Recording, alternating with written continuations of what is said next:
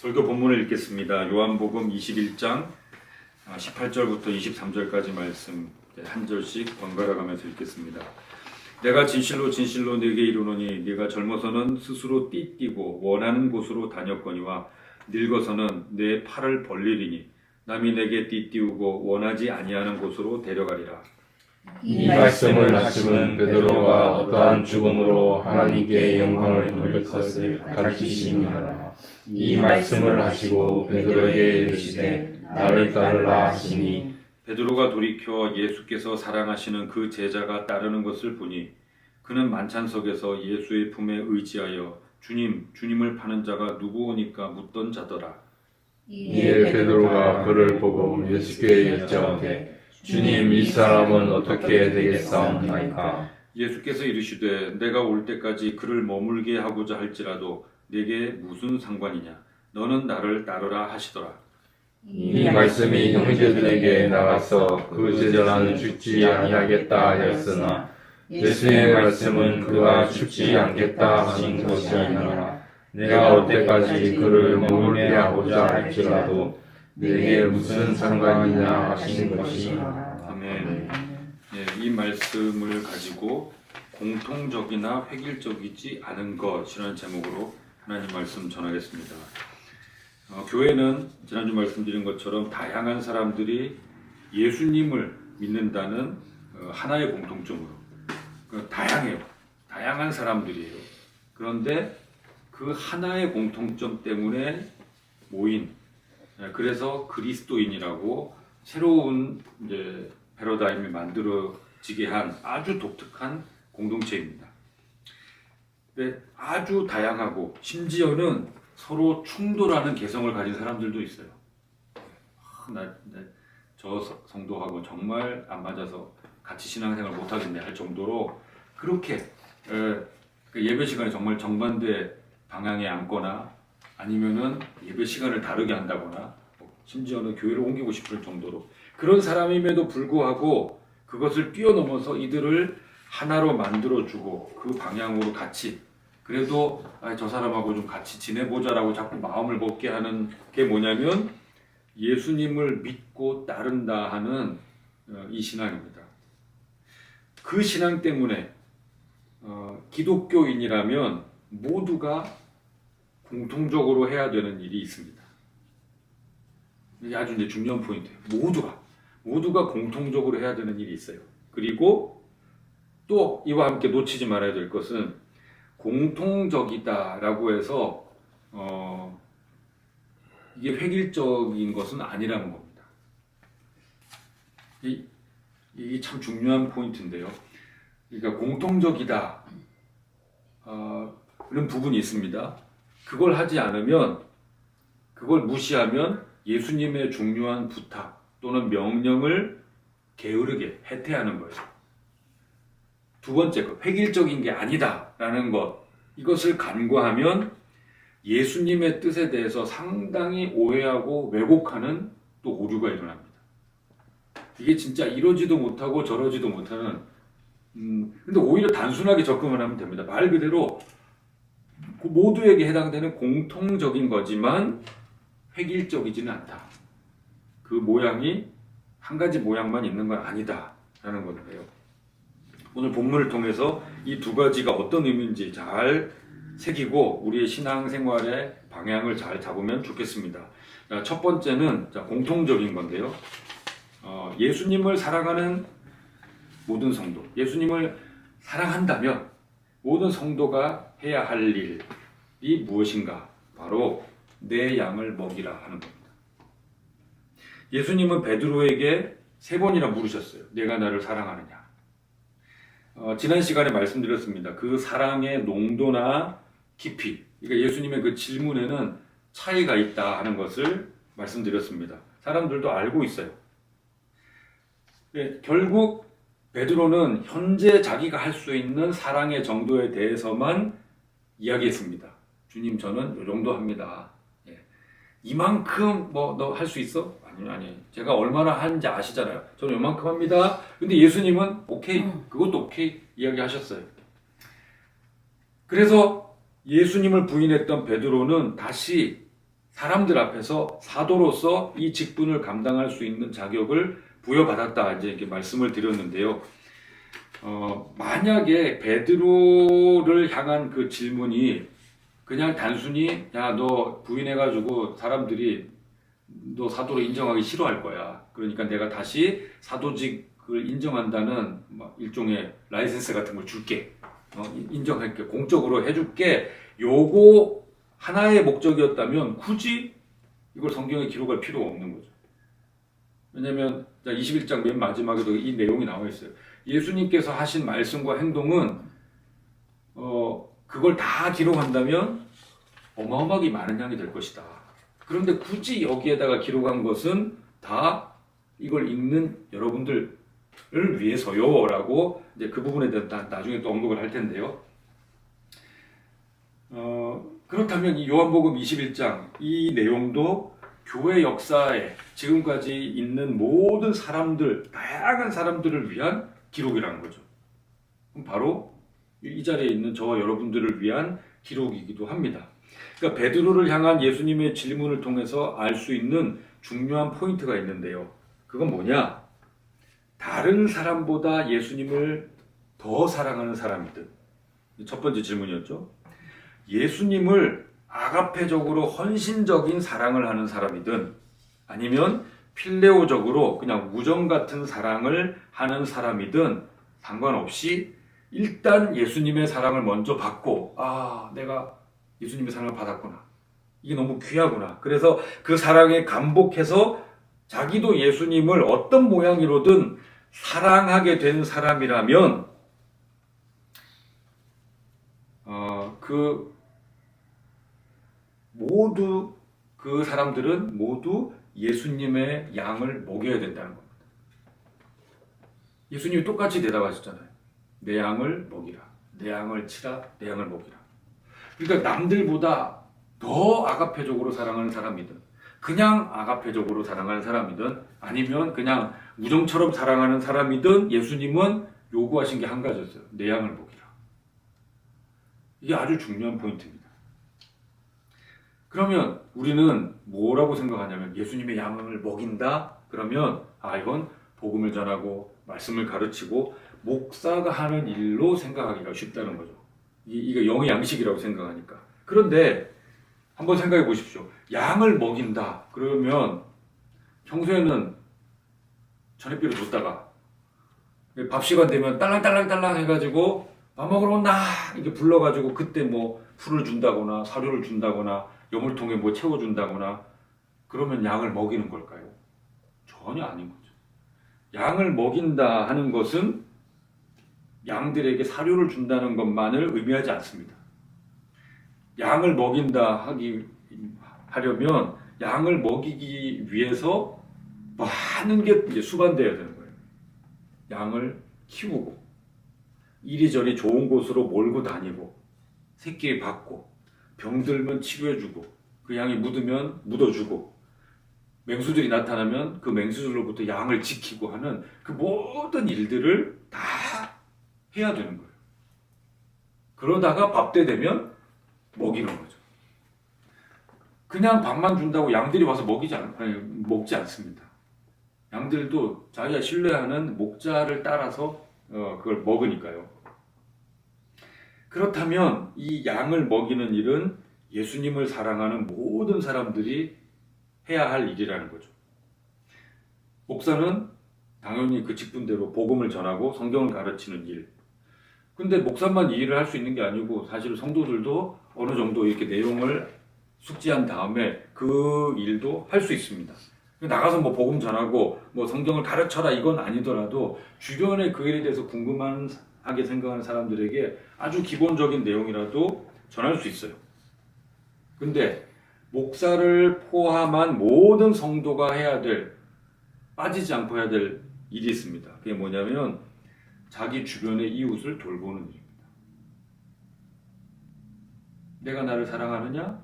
그러면 내 양을 치라.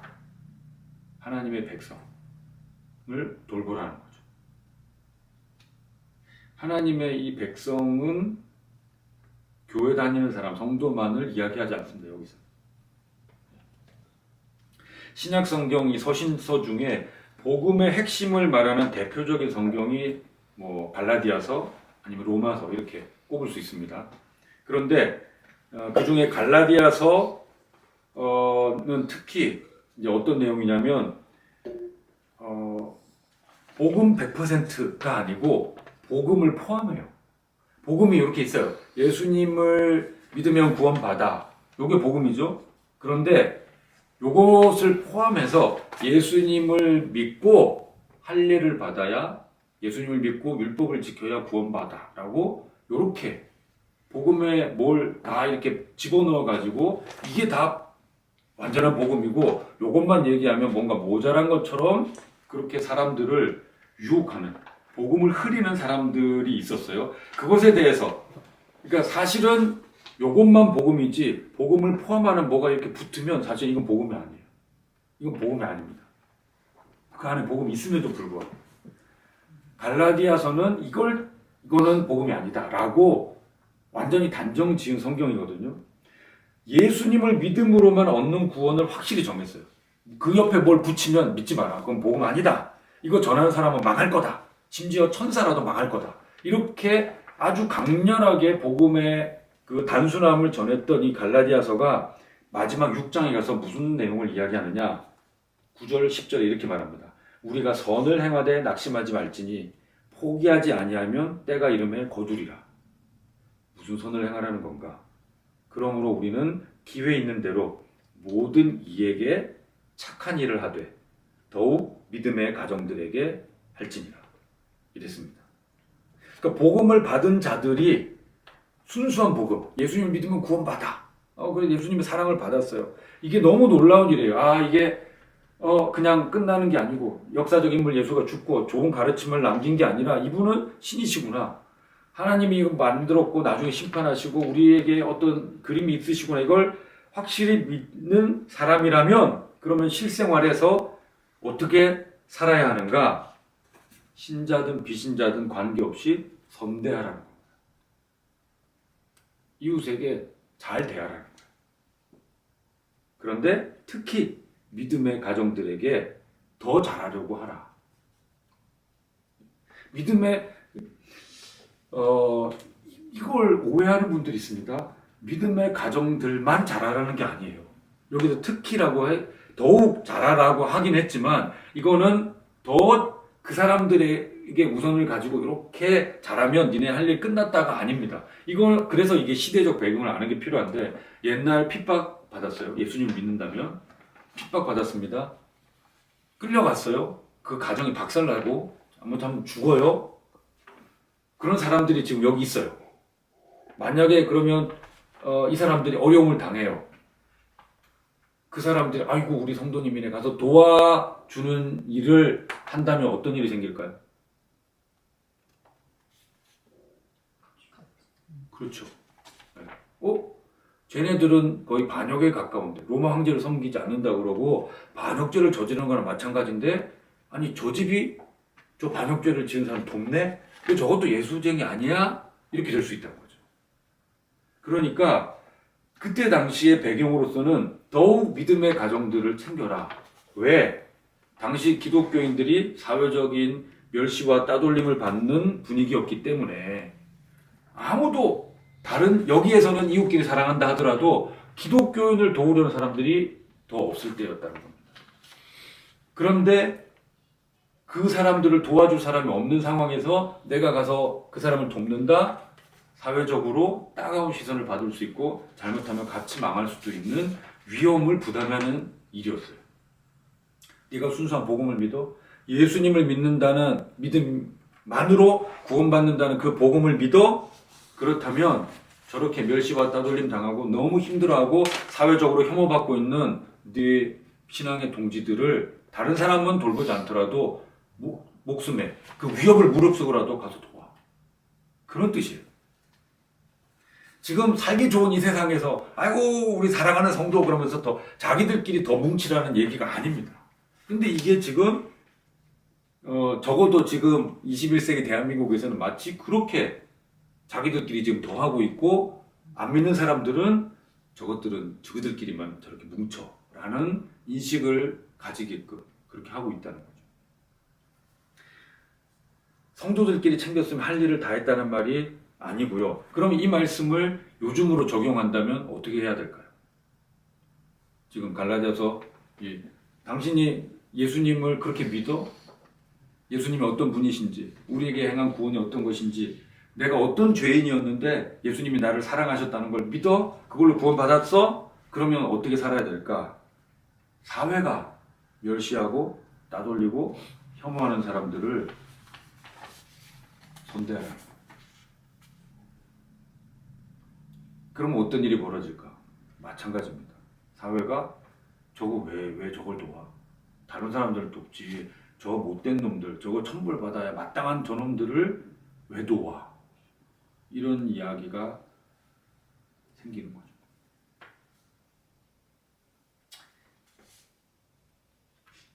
우리가 도와야 될 이 시대에 그런 사람들이 누굴까요?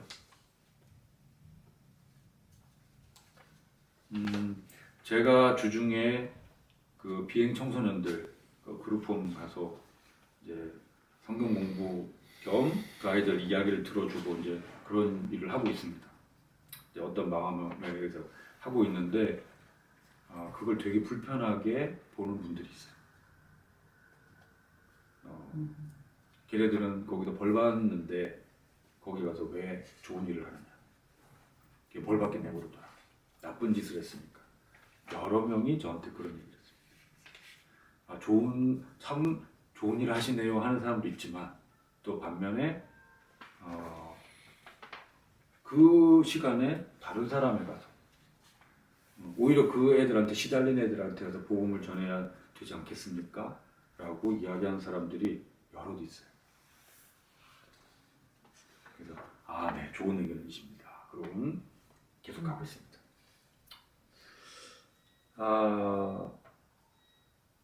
우리가 찾아야 되는 거죠. 우리 주변에 그런 사람들.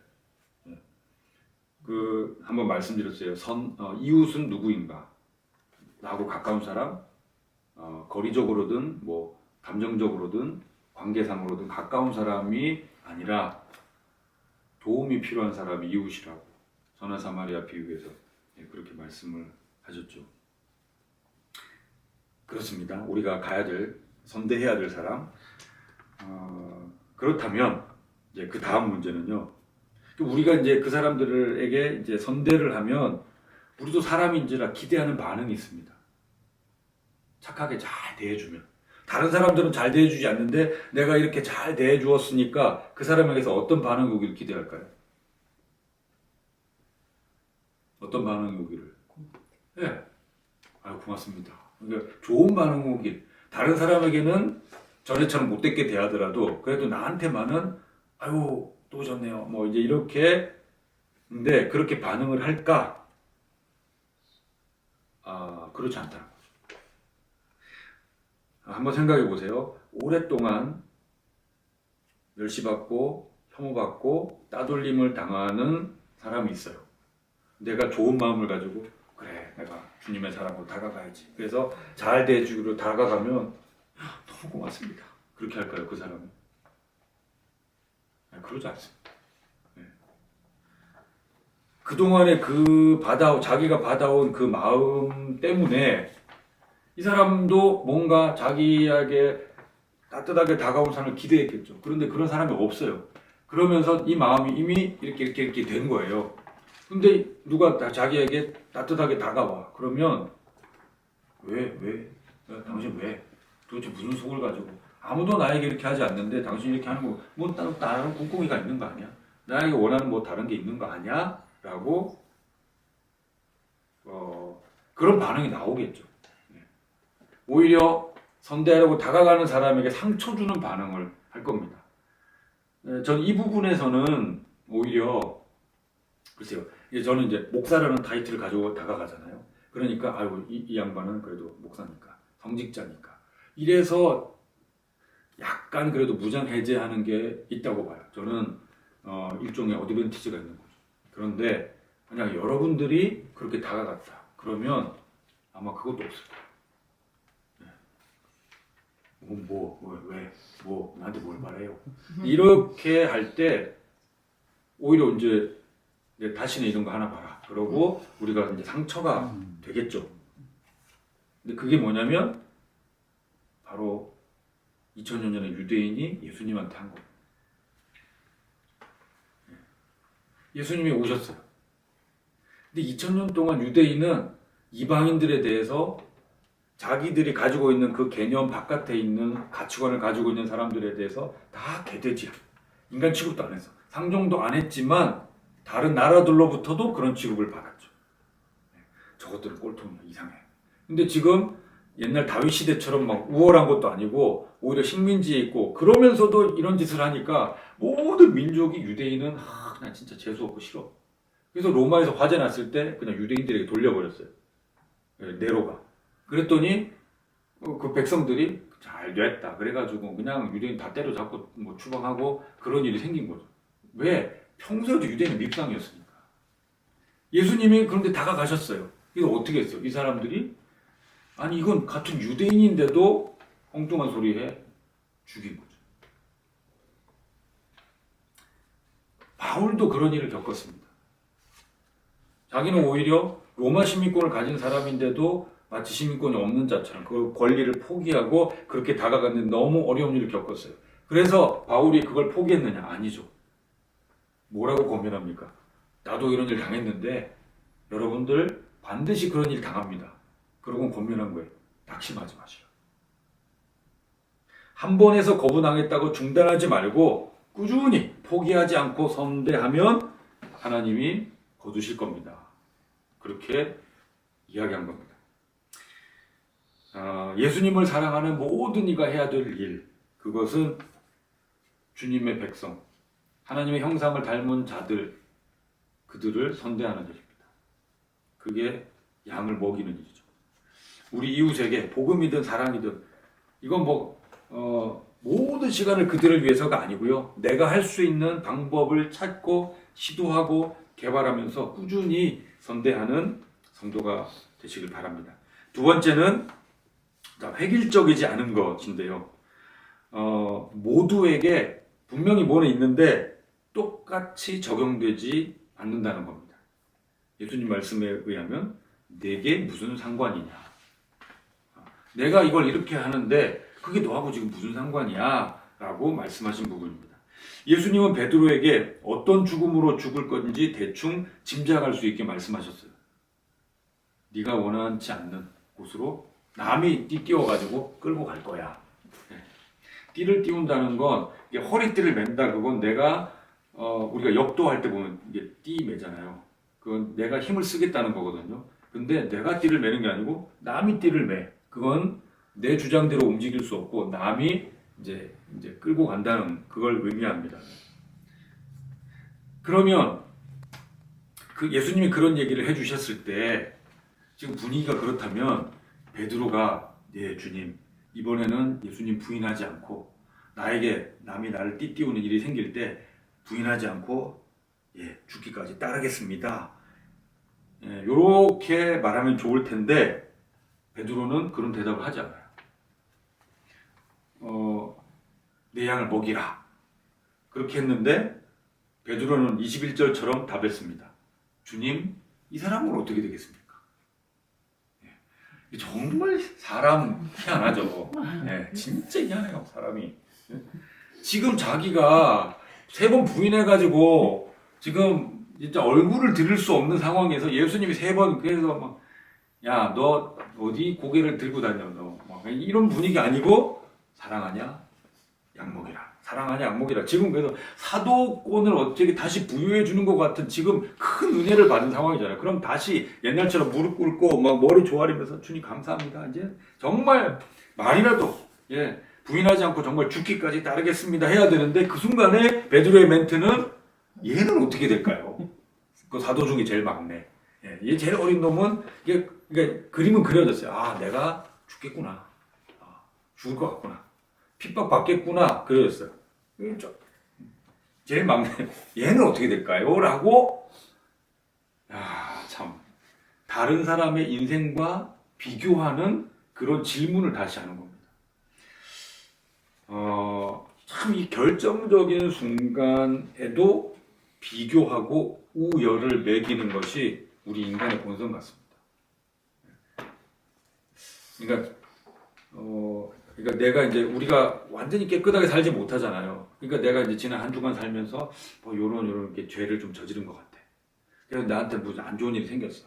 내가 요런 일을 저질렀으니까 요 정도는 싸다 생각했는데 나하고 같이 그 일을 한 놈은 멀쩡해. 오히려 뭐가 잘 돼. 주식이 올라.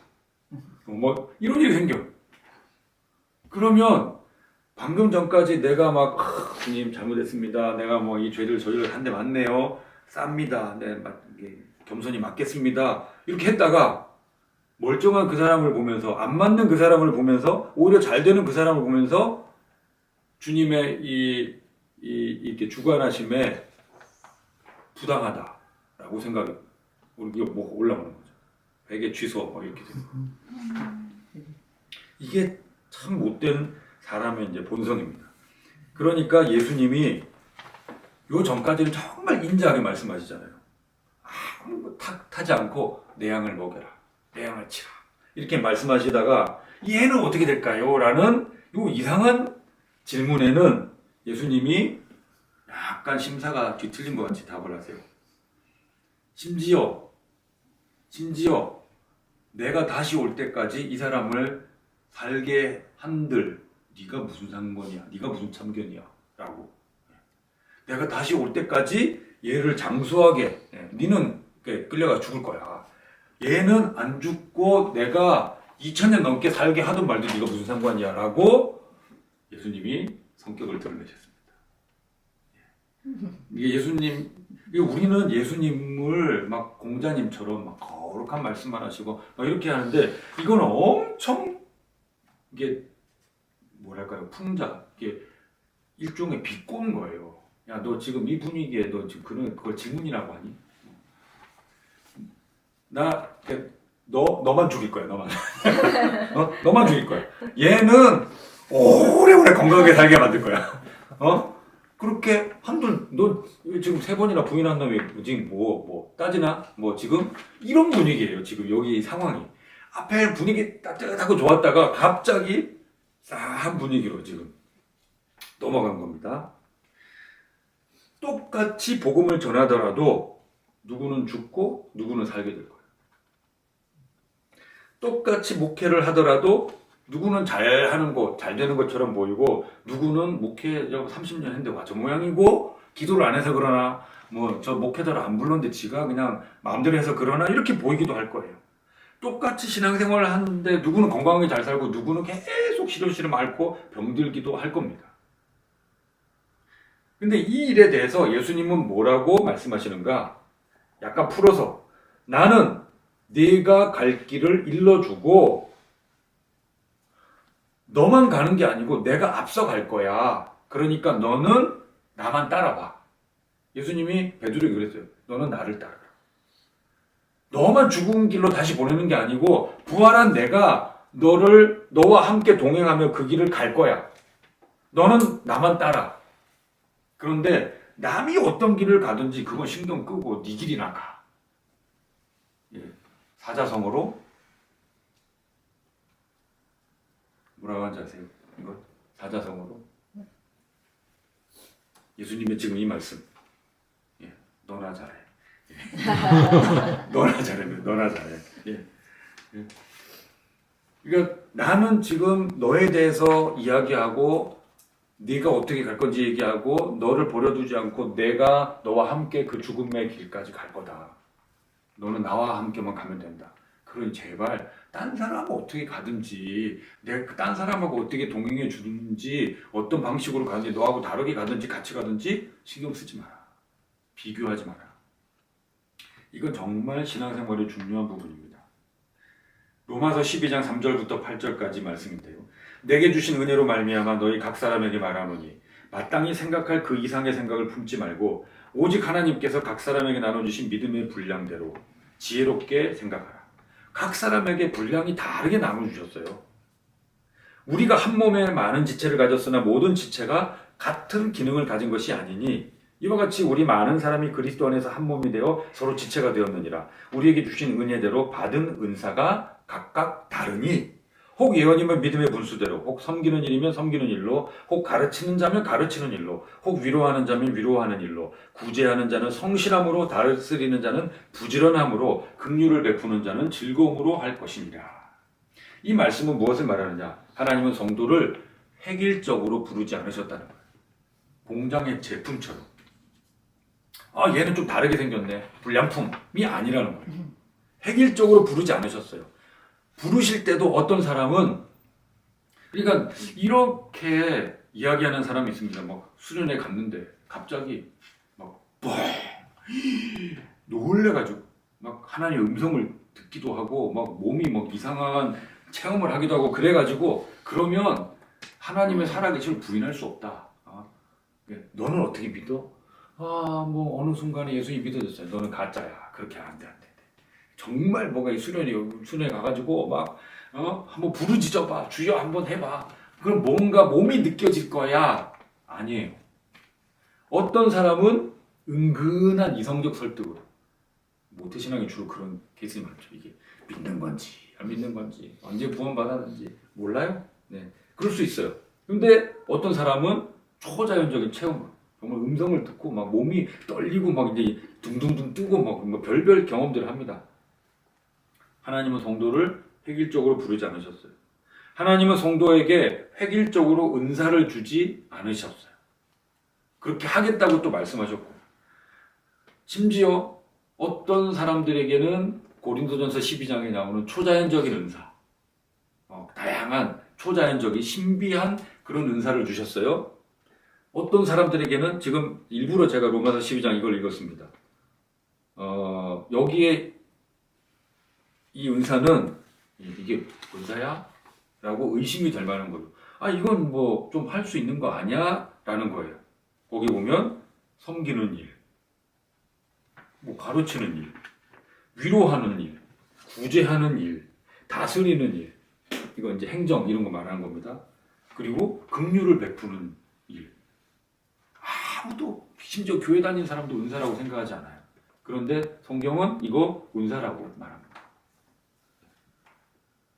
주신 은혜대로 받은 은사가 다르다. 그러면서 이런 은사를 교회가 처음에 세워질 때, 선교지에서 처음 세워질 때, 이때는 고린도전서 12장에 초자연적인 은사가 많이 필요했습니다. 왜? 하나님의 살아계심을 좀 증명해야 되니까. 와, 저 신이 정말 있는가 보다. 이렇게 그래가지고 좀 신기하게 봐야 되니까. 근데 지금은 21세기예요.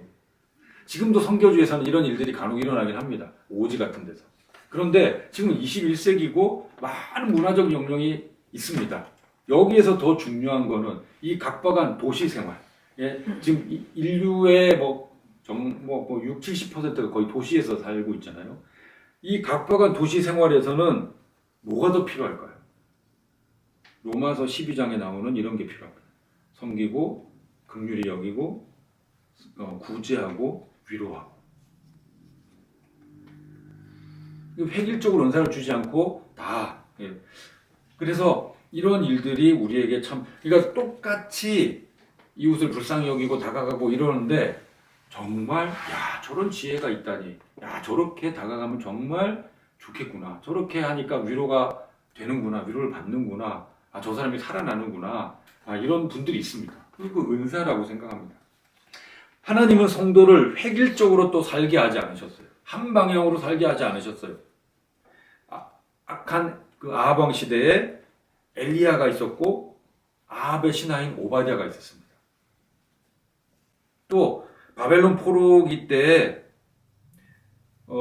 돌아와서 예루살렘 성전을 세운 스룹바벨과 그런 사람들이 있었고, 그 자리에 남았던 다니엘과 여전히 그 페르시아에 남았던 다니엘과 또 다른 사람들이 있었습니다. 하나님 획일적으로 뭔가를 요구하지 않으세요. 그래서 우리에게 지금 중요한 것은, 그러면 하나님 획일적으로 우리에게 요구하지 않기 때문에 하나님이 나를 어디로 부르셨는가? 내게 어떤 은사를 주셨는가? 그것을 깨닫고 내게 주신 길을 갈 수 있는 것이 중요합니다. 그때 그 삶이 충성된 삶이에요. 그러니까 하나님은 내가 A의 길을 가기 원하셨어. 근데 나는 지금 B를 몸이 상하도록 해요. 이건 충성이 아니에요. 자기는 충성했다고 생각하죠. 이건 충성이 아닙니다. 네, 이걸 삽질이라고 하죠. 열심히 하는데 엄한 짓을 하고 있으니까 이거 삽질이에요. 충성은 하나님이 주신 은사를 활용하면서 그걸 하는 게 충성이죠. 말씀을 정리하겠습니다. 자, 공통적이되 획일적이지 않다 하는 건요.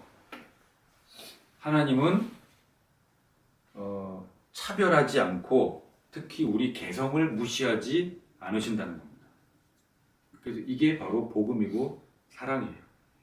예수님의 영과 함께 우리가 이걸 받았다면 우리도 타인에게 이렇게 해야 한다는 겁니다. 신앙생활. 종교 행위를 포함한 모든 신앙생활, 우리의 삶에서 이게 드러나야 되는데요. 세 가지를 말씀드리고 싶어요. 첫째는 신자든 비신자든 우리 이웃에게 필요를 따라 할 수 있는, 그들의 필요를 따라서 할 수 있는 만큼 선대하는 겁니다.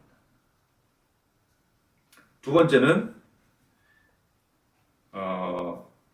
선대하고 뭔가 이렇게 뭐 가르치고 여러 가지 하되, 두 번째는 획일적인 형식을 강요하는 것은 금지. 왜냐하면 하나님은 우리에게 그렇게 다가오셨으니까. 다양성과 함께 어울림을 원하세요. 다양성과 어울림을 원하세요. 획일적인 제품, 또 뭐 하나의 인간형을 원하시는 게 아니고, 예수님 믿었어? 그럼 갑자기 막 이렇게 하이 예수님 뭐 이렇게 되는 게 아니고, 뭐 센 사람은 센 사람 성격대로, 여린 사람은 여린 사람 성격대로. 그런데 그 사람이 센 사람이 저거 예수 믿고도 왜 저 모양이야 이렇게 비난하지 않고, 또 여린 사람은 저 예수님 믿었는데 여전히 저 성격 더럽네 이렇게 또 하지도 않고, 그 사람들이 다양성을 가지고 함께 잘 어울리는,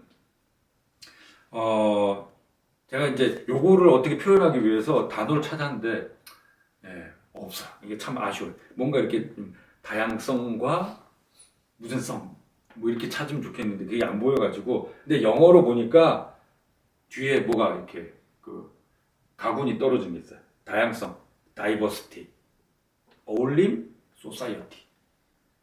우리 소사이어티, 사회라고 생각하잖아요. 1번 뜻은 어울림입니다. 어울림, 소사이어티의 원래 뜻은. 하나님이 원하시는 교회의 모습, 다이버시티와 소사이어티.